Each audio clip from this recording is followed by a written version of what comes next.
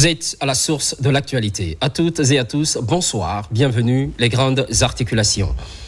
Construction des infrastructures sanitaires, le gouvernement envisage la réalisation de 50 centres de santé modernes. Matoto Centre et Samatran accueillent le Premier ministre pour le lancement des travaux. Il en sera ainsi sur le territoire national. Les fortes pluies s'abattent sur Conakry, c'est la croix et la bannière pour certains ménages et usagers de la route. La pression des eaux diluviennes reste maintenue dans la capitale. Les voix se lèvent, un spécialiste donne son avis. À suivre tout de suite. Championnat d'Afrique des Nations CHAN 2024, la Guinée participe à la compétition. Le style local fait son entrée ce lundi au Mandela National Stadium de Kampala. Face à lui, le Niger. Avant la rencontre, les deux équipes ont animé la traditionnelle conférence. C'est tout pour les titres. Infrastructure sanitaire, le gouvernement guinéen met la barre très haut. Il se fixe pour défi la réalisation de 50 centres de santé modernes et dans tout le pays, bien sûr. À Matoto Centre et Samatran, le Premier ministre procède à la pose de la première pierre. Durée d'exécution, 12 mois. Kerno Maroufba, Mohamed Pati Kamara. Après la signature le 11 juillet dernier des contrats de construction de 50 centres de santé modernes, les premières actions viennent d'être engagées sur le terrain. Dans la commune de Matoto, il sera réalisé sur ce site un centre de santé amélioré. Le Premier ministre, chef du gouvernement, accompagné du ministre de la Santé, lance des travaux qui vont durer 12 mois. La construction de cette infrastructure sanitaire à 4 niveaux, avec toutes les commodités, va contribuer à améliorer la santé de proximité. Nous ne ferons que remercier notre président de la République pour sa vision, le général Mamadi Doumbouya, afin de nous donner ce centre de santé qui sera, je suis sûr et certain, un bijou pour nous. Nous demanderons à l'entreprise qui va réaliser ce beau bijou d'être dans le temps avec nous, car il y a l'urgence. Le même objectif de rapprocher les populations des soins à la base va se concrétiser dans la commune de Kagbeling. Dans le quartier Samantran, un autre centre de santé verra bientôt jour. En tant qu'entreprise, Nabaya Construction est profondément honorée et s'engage à mener à bien ce chantier avec tout son savoir-faire, toute son équipe, en respectant les délais et les standards de qualité les plus élevés. Très impatient de voir l'inauguration de cette infrastructure dont nous sommes là aujourd'hui, l'objet pour la pose de la première pierre. Car s'ils devaient se déplacer à des kilomètres pour aller se rendre dans un centre de santé, cela va être au nid du quartier de Samatara. Bien sûr que c'est dans l'intérêt de toute la commune de Kagbeling. Cette initiative présidentielle à travers le projet Simandou 2040 va toucher les 33 préfectures du pays. Le projet porté par le ministère de la Santé et de l'Hygiène publique vise à rapprocher les populations des structures sanitaires. La construction de ce centre de santé amélioré est un acte fort, un symbole d'équité sociale, une réponse concrète à la demande légitime des citoyens en matière de santé. Ce futur centre de santé amélioré offrira plusieurs prestations de qualité. Le choix de ce site résulte d'une étude minutieuse prenant en compte l'accessibilité, les besoins démographiques et l'impact sanitaire attendu. C'est un complexe de vaste envergure, c'est presque un mini-hôpital. Et pour des populations qui, pendant très longtemps, n'en avaient pas, c'est un grand progrès. Mais je laisse le soin à la population de le constater lors de l'inauguration, que c'est un grand progrès pour assurer une meilleure santé de proximité à nos populations. Nous saluons cette dynamique, et cette dynamique va se poursuivre au-delà de Samatra. Et les centres de santé améliorés seront construits le long des voies de communication les plus fréquentées pour qu'en cas d'accident, qu'on ne soit pas obligé de dire qu'il faut envoyer les gens à Conakry ou ailleurs, mais que des centres de santé susceptibles de faire ce qu'on peut faire à l'hôpital puissent être à proximité. Financé entièrement par le budget national de développement, chacune de ces structures sanitaires sera construite sur une durée de 12 mois. Compassion et solidarité du gouvernement et du CNRD aux victimes des récentes inondations à Conakry. 7 familles endeuillées sont visitées. La délégation apporte le soutien du chef de l'État, le général Mamadi Doumbouya. Une action humanitaire qui traduit la volonté des autorités à ne laisser aucun Guinéen pour compte. Mohamed De Camara. Au total, 7 familles endeuillées par les inondations des derniers jours à Conakry sont visitées par la délégation composée du CNRD et les membres du gouvernement.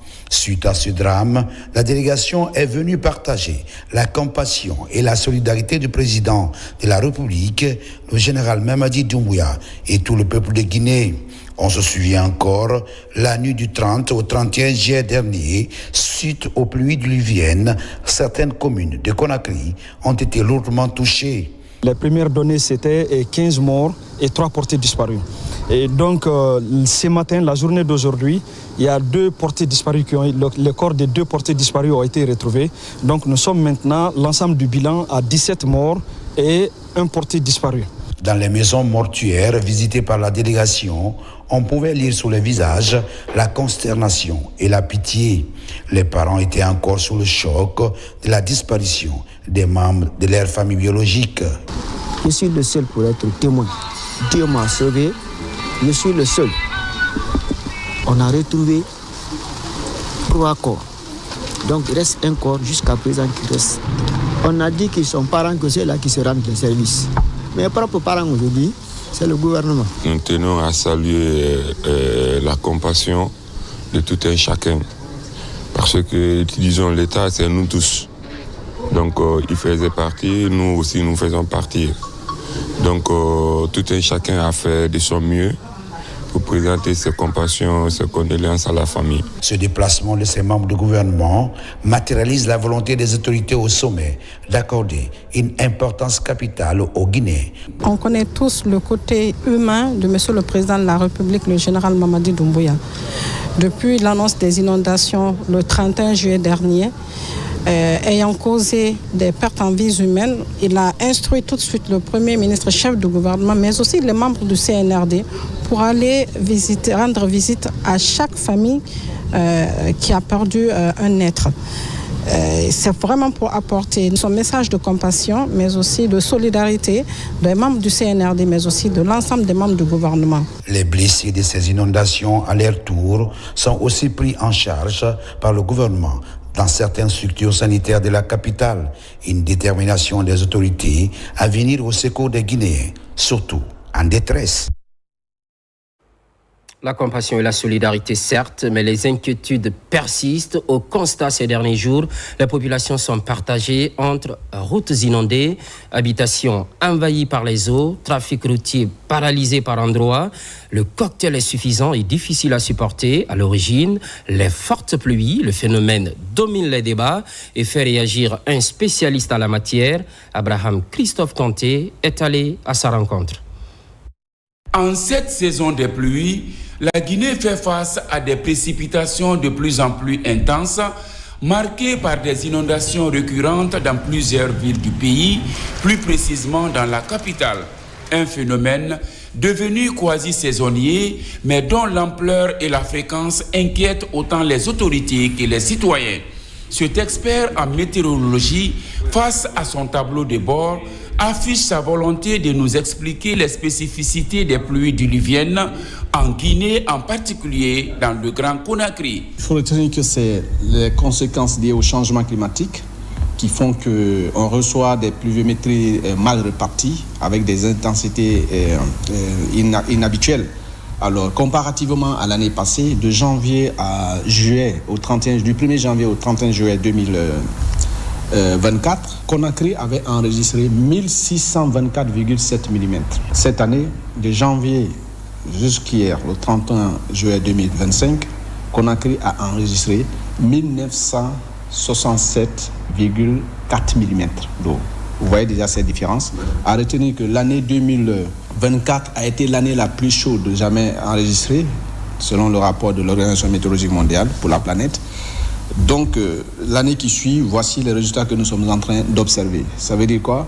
Les endroits inhabituels vont recevoir des quantités de pluie inattendues Et en termes de répartition, vous allez voir une pluie qui devait se déverser sur une zone pendant 5 jours va venir juste en 1 heure. Et c'est ce qui crée des inondations qu'on appelle des crues éclairs. À la source de cette situation, une pluviométrie particulière abondante cette saison, avec des précipitations dépassant parfois la moyenne habituelle, mais aussi et surtout un système de drainage quasi inexistant ou complètement obstrué. Pour certains, ce phénomène s'inscrit dans un contexte plus large de dérèglement climatique.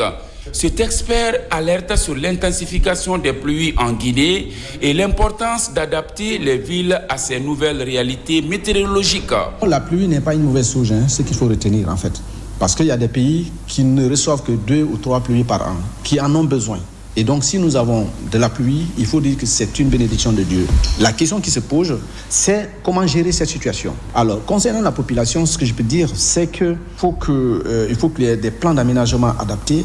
Et aussi, la population doit être informée en temps réel. Aujourd'hui, la meilleure stratégie envisagée par tous les pays, c'est la météo. Parce que les informations météorologiques sont les premières informations que les autorités doivent avoir pour pouvoir prendre des décisions. Donc, c'est des outils d'aide à la prise de décision. Ce sont ces informations-là aussi qui vont aider les services chargés de la gestion des risques et catastrophes de prendre des dispositions à temps. Ce qui s'est passé récemment, en pleine nuit, une pluie tombe. Nous avons alerté, tout était correct.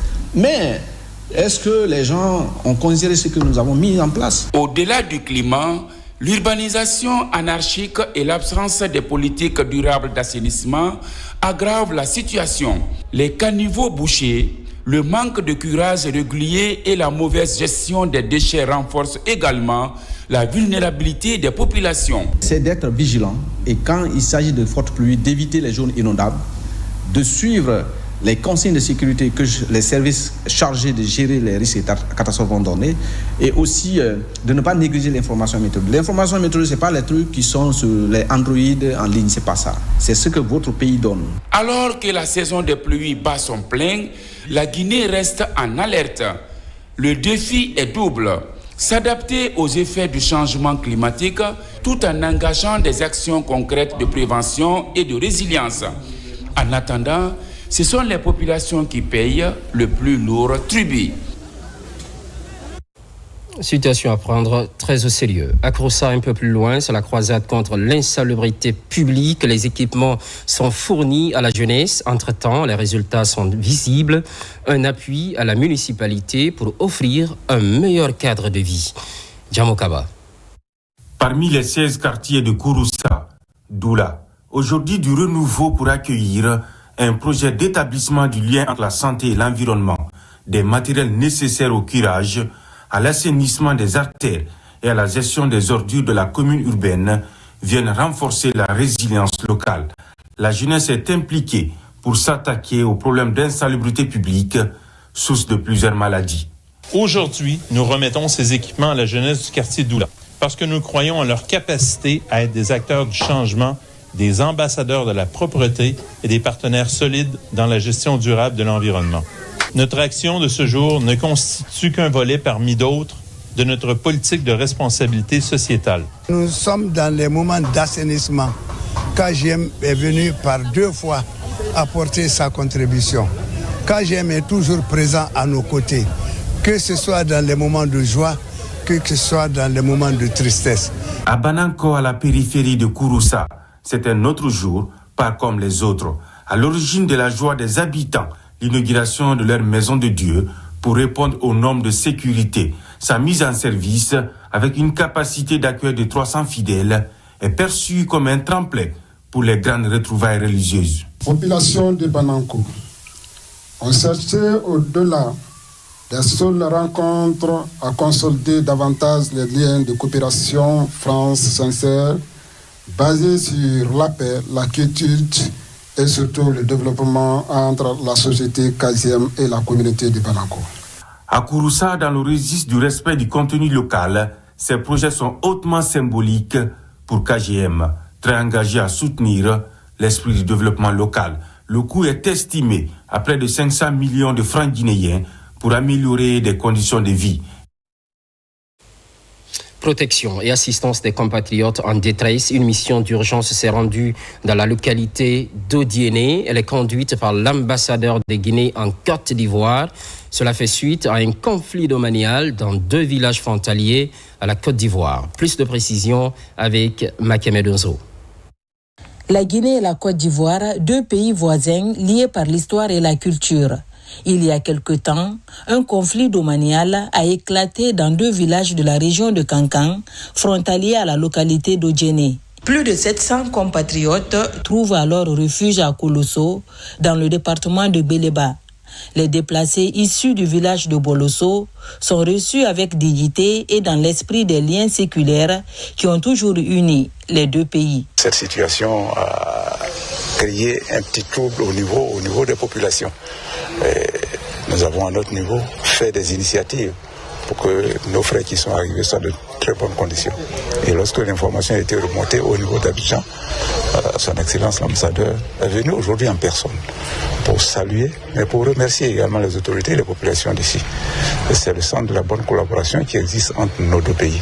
Une fois informé, l'ambassadeur de Guinée en Côte d'Ivoire, Alseni Mobatsila, accompagné du consul de notre pays à Bouaké, a parcouru 1800 km pour voir comment vivent ses compatriotes victimes de conflits domanial. C'est une mission pour les rassurer que le gouvernement guinéen ne les laissera pas tomber. C'est profiter de cette mission également pour remercier les autorités ivoiriennes pour toutes les dispositions qui ont été prises pour leur accueil. On a pu réunir des sacs de riz, des nattes, des bouilloires, des seaux et des habits pour les enfants. Parce que la mission que le général Mamadi Doumbouya nous donne à tout moment, permanemment, c'est comment être au chevet de nos concitoyens en détresse partout où ils sont. Ces efforts qui visent le rapprochement des différentes juridictions diplomatiques de notre pays, de nos compatriotes, traduisent le message quotidien du ministre des Affaires étrangères, de l'intégration africaine et des Guinéens établis à l'étranger, à nos représentations diplomatiques accréditées hors du pays. Pendant ce temps, 3 promotions des écoles militaires de Manéa viennent de boucler leur formation axée respectivement sur l'administration militaire et exploitation radio. Les stagiaires reçoivent enfin leur diplôme. La cérémonie est présidée par le commandant du bataillon du quartier général, adjudant-chef Oumar Kamara de la presse militaire. Les écoles militaires de Manéa poursuivent leur mission de formation et de renforcement des capacités opérationnelles des hommes. Pour l'année académique 2025, plus de 522 stagiaires ont été reçus dans ce temple de savoir pour répondre aux défis contemporains du métier militaire. Cette cérémonie couronne la fin de formation de la 3e promotion du cours d'application des officiers d'administration, la 6e promotion du certificat technique du second degré en exploitation radio et la 10e promotion du certificat technique du premier degré. Les écoles militaires de Manéa ont formé 522 militaires, répartis en 10 stages. Ces chiffres dénotent la volonté politique manifeste du président de la République et du ministre de la Défense, mais aussi le soutien indéfectible du chef d'état-major général des armées, sans oublier le coaching au service de la performance de la direction des organismes de formation interarmée. Ces 3 promotions sont constituées de stagiaires guinéens et étrangers venus notamment du Mali, du Burkina Faso, du Congo, Brazzaville, du Cameroun, du Gabon, du Niger, du Bénin. En rentrant chez moi, dans mon pays, au Gabon, je mettrai vraiment en pratique tout ce que j'ai appris ici. Vraiment, nous remercions la Guinée qui nous a bien reçus. Je souhaite à tout un chacun de redoubler d'efforts pour que ce qu'on nous avait appris ici, une fois dehors, qu'on mette ça en pratique. Depuis l'avènement des nouvelles autorités du pays, les écoles militaires de Manéa connaissent une progression remarquable dans la formation et la qualification des militaires.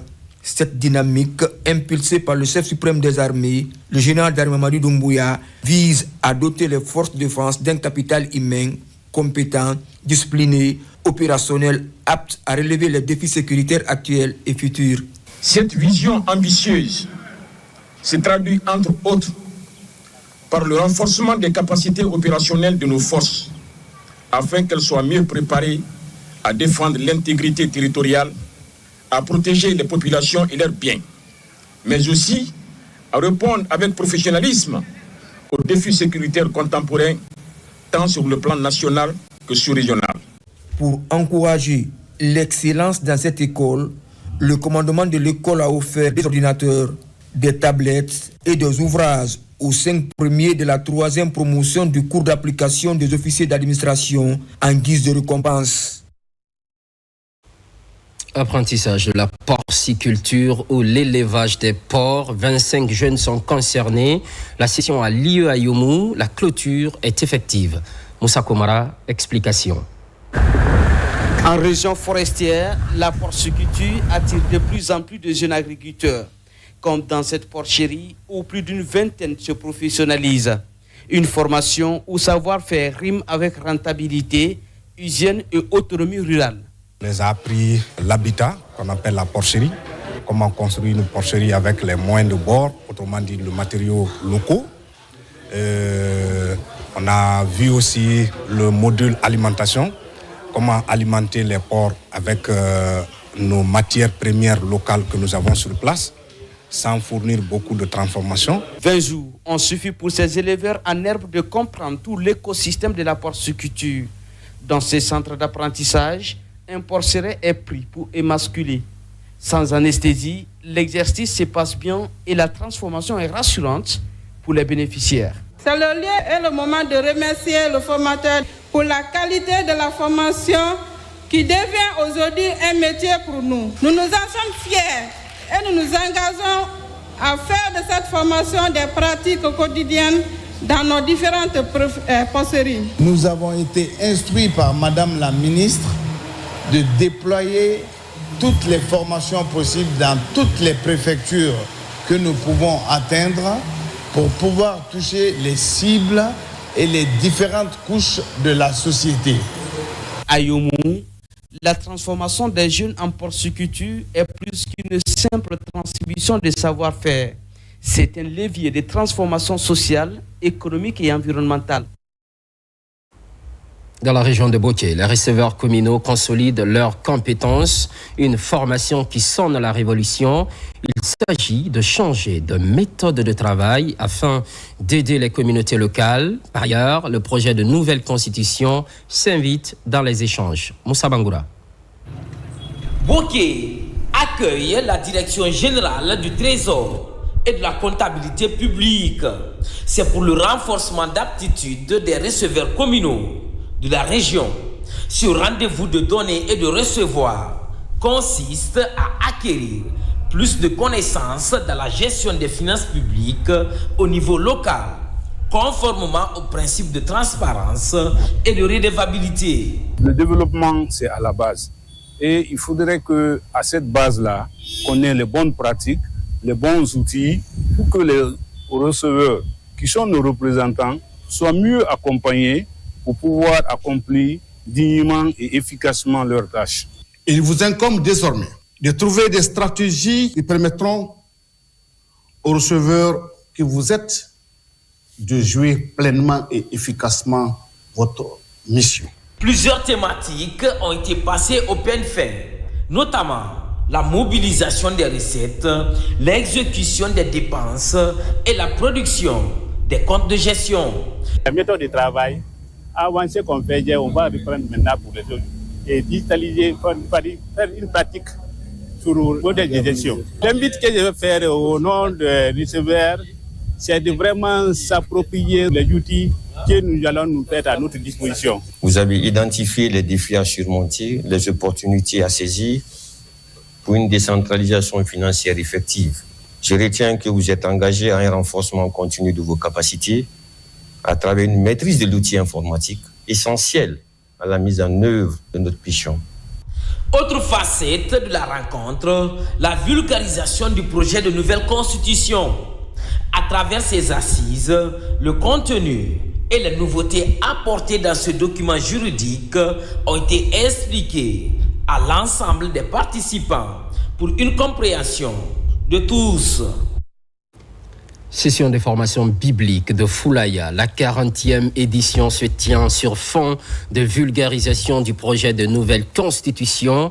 Des membres du gouvernement éclairent la lanterne des fidèles. Promesse est faite de démultiplier le contenu du texte. Foli Kamara, Moussa Bangoura.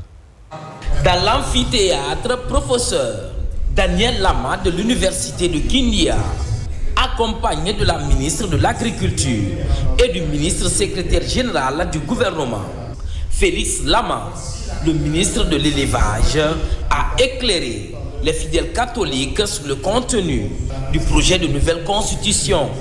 Il a présenté ce document comme un outil stratégique pour le développement socio-économique, politique et culturel de la République de Guinée. Il a été donc convenu avec l'encadrement et le père évêque, Monseigneur Vincent Koulibaly, qu'une communication soit faite sur le projet de nouvelle constitution afin que les jeunes sessionnistes ici rassemblés puissent savoir le contenu de ce projet de nouvelle constitution, qu'ils puissent participer activement à la vie de la nation.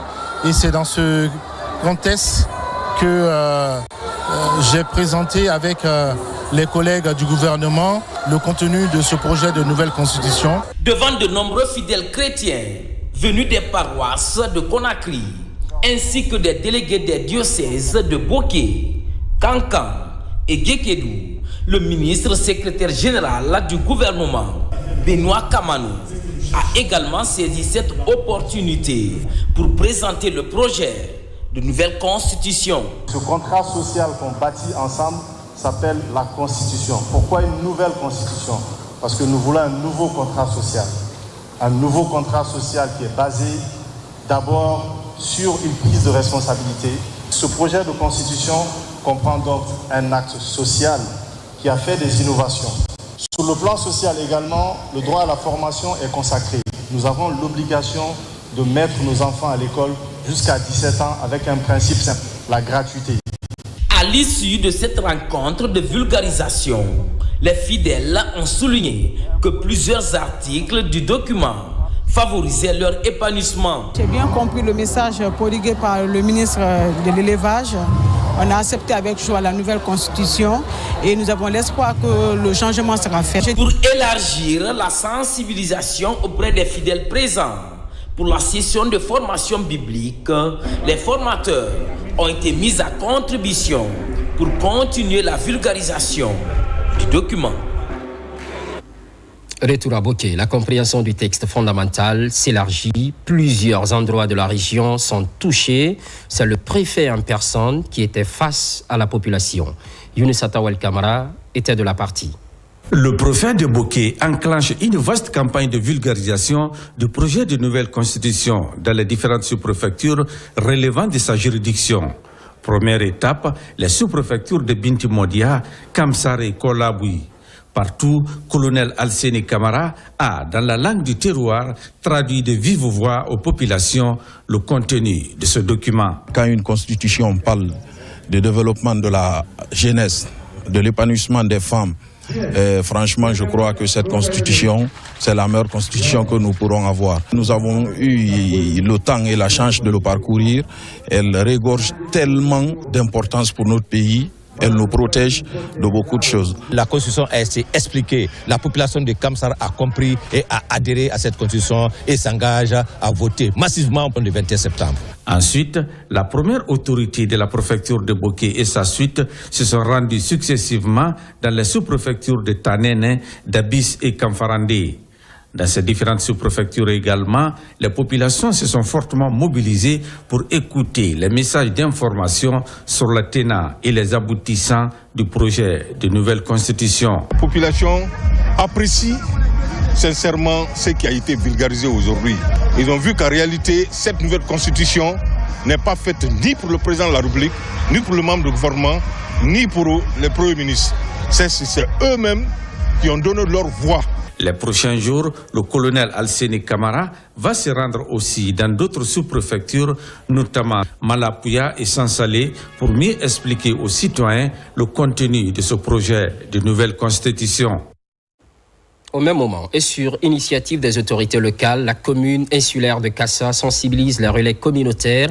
Des enseignants sont mis à contribution afin de faciliter la connaissance du texte. Salimatou Kanté. Dans le cadre du processus référendaire lancé à l'échelle nationale, les autorités locales de la commune insulaire de Kassa organisent une rencontre avec les relais communautaires chargés de vulgariser le contenu du projet de nouvelle constitution. Parmi ces relais, de nombreux enseignants ont été mobilisés pour faciliter la compréhension du texte au sein des différentes communautés. Aujourd'hui, nous avons réuni plus de 30 personnes, car nous avons pris chaque secteur 3 représentants qui savent lire et écrire couramment et qui sont capables d'expliquer le contenu de cette nouvelle constitution dans la langue du terroir. Sous le regard attentif des sages, des femmes et des jeunes de l'île, les communicateurs ont décortiqué les principales dispositions du projet, les expliquant point par point, afin d'en assurer une restitution fidèle et accessible sur le terrain. Nous avons parlé tout ce qui est lié aux grandes innovations, à commencer par le mandat présidentiel, commencer ensuite les avantages liés à l'éducation, les avantages liés au logement, et les avantages liés à tout ce qui est dans la Constitution. Comme dans le reste du pays, cette opération de vulgarisation à Kassa vise à renforcer la légitimité du processus référendaire en permettant à chaque citoyen guinéen de mieux comprendre les enjeux du texte et de se forger une opinion libre et éclairée. Sur la terre ferme, à Matoto, jeunes leaders et responsables des différents mouvements s'approprient le projet de loi fondamentale. Ils devront servir de relais dans les quartiers relevant de la commune. C'est avec la collaboration de la délégation spéciale. Mamadi Terna Kamisoko. Ils sont jeunes et ont choisi de prendre pleinement part à leurs responsabilités citoyennes. À Matoto, le conseiller chargé des missions au ministère du Travail et de la Fonction publique, accompagné du directeur général adjoint du Bureau de stratégie et de développement, rencontre les jeunes leaders engagés de la commune.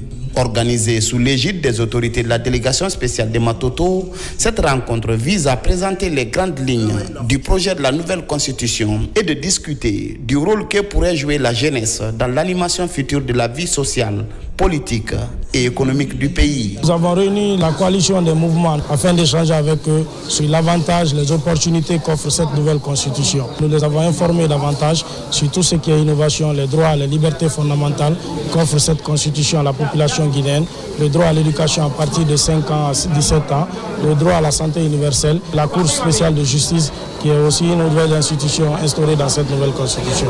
La démarche méthodique et participative s'est distinguée par des échanges riches et constructifs.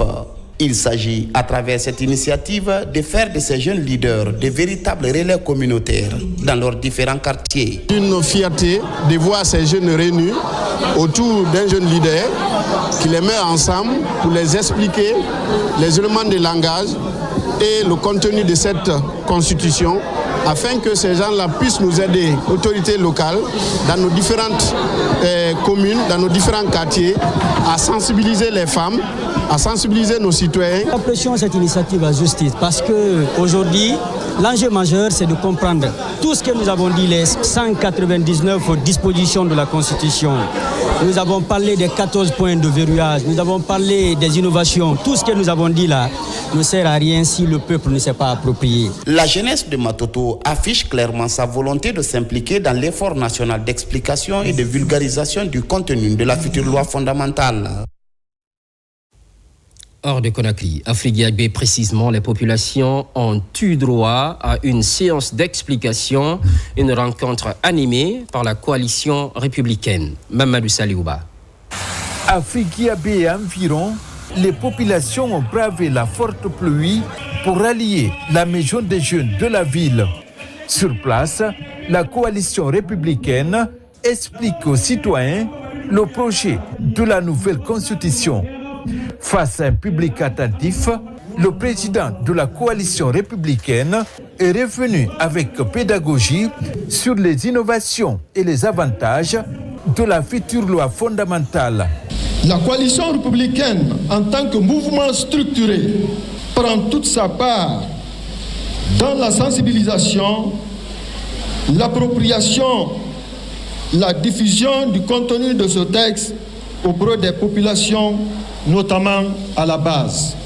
Nous invitons chacun d'entre vous à lire, comprendre et partager cette Constitution, car nul ne peut défendre ses droits sans en avoir connaissance. À l'angle du terroir, plusieurs membres de la coalition se sont relayés pour aider les populations de Frigiabé à mieux cerner le projet de la future loi fondamentale. La coalition nous a permis aujourd'hui d'aller à proximité de nos parents, de les expliquer la nouvelle constitution, d'adhérer, parce que tout ce que vous comprenez, vous adhérez sans ambigu. Nous nous retrouvons bien dans la nouvelle constitution, parce qu'il y a beaucoup de lois qui sont votées dans la nouvelle constitution. Ça va aider les femmes guinéennes. Cette séance a été aussi l'occasion pour la coalition républicaine d'installer son antenne locale. Une nouvelle équipe qui aura désormais la charge d'expliquer aux populations locales les acquis du CNRD. Projet de nouvelle constitution, on en parle toujours. La blouson de Yataya Fossidé était le théâtre d'une session de vulgarisation, occasion de passer au crible certains articles. À cela s'ajoutent des opérations d'assainissement. Alcéné Listo Camara. Vulgarisation du projet de la nouvelle constitution s'intensifie dans les quartiers de Conakry ainsi qu'à l'intérieur du pays. À Yataya Fossidé, la coalition des patriotes COPAC mobilise les citoyens pour expliquer le contenu du document tout en s'appuyant sur les innovations majeures. Nous nous réunissons aujourd'hui non seulement pour présenter et expliquer ce texte fondamental qui régira la vie de notre nation, mais surtout pour réaffirmer notre attachement à l'état de droit et à la paix. Malgré une pluie battante, les citoyens du quartier ont tenu à y rester. Ils expriment tout de même leur adhésion à ce projet de nouvelle constitution. Quand nous voyons une telle coalition organiser une telle manifestation pour que les gens, toute la population guinéenne puisse se procurer des dispositions de notre projet de nouvelle constitution. Nous sommes en phase pour la vulgarisation du projet de la nouvelle constitution, pour que la population sache qu'est-ce qu'il y a dans cette nouvelle constitution. Donc on a expliqué de long à large pour pouvoir connaître le bienfait de cette constitution. Le projet de nouvelle constitution vise à fonder une république plus juste, plus démocratique, respectueuse des droits.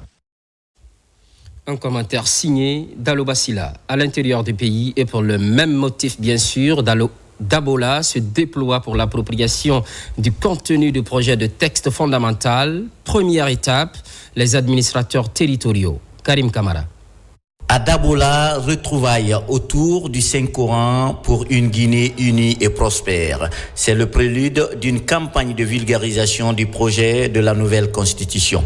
Initiée par les fils de Dabola, cette vulgarisation passe d'abord par une formation à l'intention des administrateurs territoriaux de la préfecture.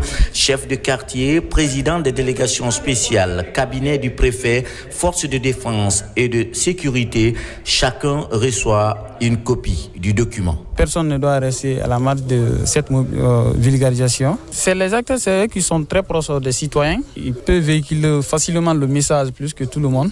C'est pourquoi nous avons directement désigné ces personnes de venir participer à cette formation. Une fois de plus, on les a demandé à ce que compréhension y soit et que transmission aussi ne fasse pas défaut.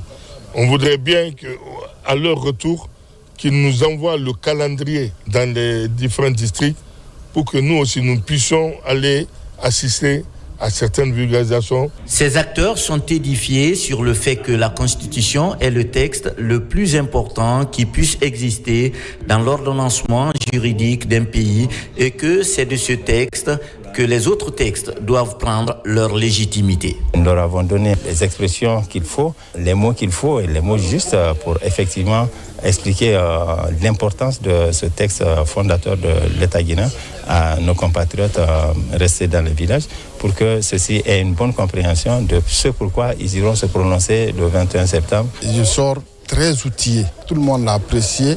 Les débats ont été très riches. Tout le monde sort outillé et prêt à vulgariser cette nouvelle constitution.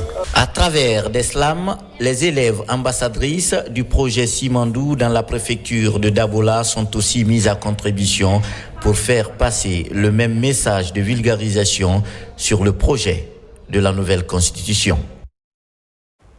Cerise sur le gâteau, 8e édition du championnat d'Afrique des Nations CHAN 2024. La Guinée fait son entrée ce lundi au Mandela National Stadium de Kampala. Le silo local affronte le Niger. À la veille de la rencontre, les deux équipes ont animé la traditionnelle conférence d'avant-match. Djibril Kamara, Mangamori Kamara, envoyés spéciaux. Deux équipes pour un même objectif, gagner ce premier match du groupe C. Pour Souleymane Kamara Abedi, l'espoir se repose sur l'engagement de ces joueurs qui, depuis des semaines, étaient en stage de préparation pour cette compétition. Chacun a sa conviction, chacun a son objectif. Notre objectif, c'est de faire une belle entame. Je respecte très bien l'adversaire, même si c'est un adversaire inconnu, mais ce qui est sûr, personne n'est venu pour perdre dans cette compétition. Chacun a envie de gagner. Et nous allons mettre la volonté dessus pour faire une belle entame. Donc moi je pense que la conviction de tout un chacun, c'est d'aller loin dans cette compétition. Nous allons d'abord tout faire pour gagner le match de demain, avec l'apport des expérimentés qui ont pas mal contribué sur le terrain, en dehors du terrain. 5 équipes partagent la poule C, basée ici à Kampala, dans le pays hôte, l'Ouganda. Ousmane Dramé, ses coéquipiers, restent déterminés à marquer des points dès l'entame du tournoi. On compte aborder vraiment ce match parce que chaque match, on essaie d'écrire une histoire. Et le Niger, c'est notre adversaire, on les respecte, mais on est là pour les 3 points. Donc on compte débuter la compétition pour assurer, quoi. Ce match s'annonce donc décisif pour les deux nations car aucun entraîneur ne veut perdre ce match d'entrée en jeu. On se rappelle en 2016, lors de la 4e édition, les deux équipes sont affrontées, score final c'était 2 buts partout. Et le coup d'envoi de ce match, c'est bien ce lundi à partir de 14h temps universel, 17h heure locale, ici au Mandela National Stadium de Kampala en Ouganda. Le peuple a vraiment besoin de cette nouvelle histoire. Merci pour l'estime sans cesse renouvelée. Merci également à l'ensemble de la rédaction et aux équipes techniques. Soyez au rendez-vous de la Guinée, notre paradis, terre de richesse et d'innovation. Les programmes se poursuivent, l'actualité évolue. À très vite.